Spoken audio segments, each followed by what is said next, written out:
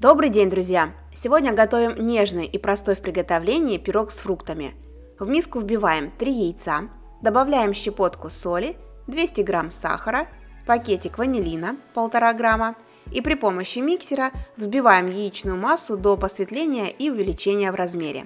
Чем лучше взобьете яйца, тем пышнее будет бисквит, поэтому взбиваем минуты 2-3.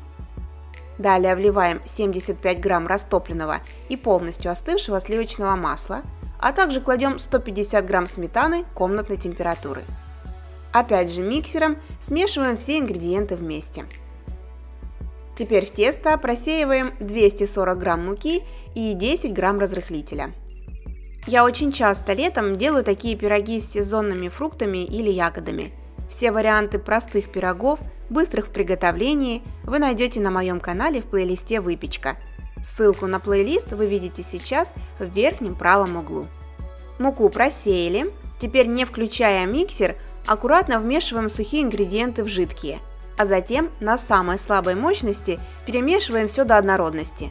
Таким образом, мука не будет разлетаться в разные стороны и сильно пылить. Долго миксером не работаем, лучше остатки муки на стенках миски домешать лопаткой. Тесто готово, оно получается по консистенции достаточно густым и похожим как тесто на оладьи. Далее добавляем любые фрукты или ягоды на ваше усмотрение. Сегодня я делаю пирог с консервированными ананасами. Если немного жидкости от фруктов попадет в тесто, ничего страшного. Этот пирог я делала еще со свежей сливой. Получается прям безумно вкусно. Летом обязательно попробуйте. Форму для выпечки застилаем пергаментной бумагой, так чтобы 2 края бумаги остались свободным. Переливаем тесто в форму и разравниваем его лопаткой.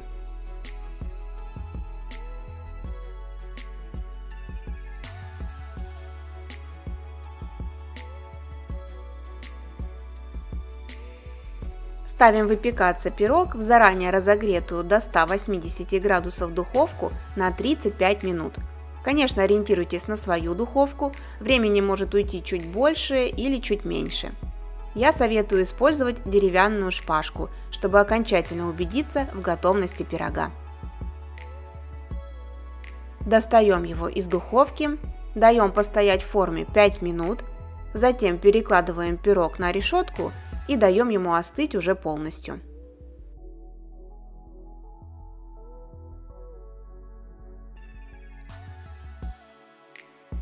Ну а потом снимаем бумагу для выпечки, кладем на тарелку и посыпаем сахарной пудрой.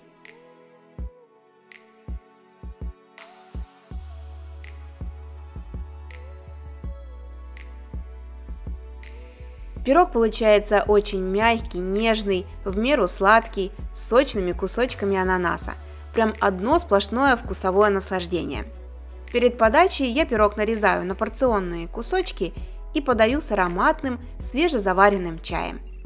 Пробуйте приготовить и вы. Пишите комментарии, задавайте вопросы. А если понравился рецепт, поддержите меня пальчиком вверх. Мне будет очень приятно. С любовью, Евгения и кулинарный канал «Это просто».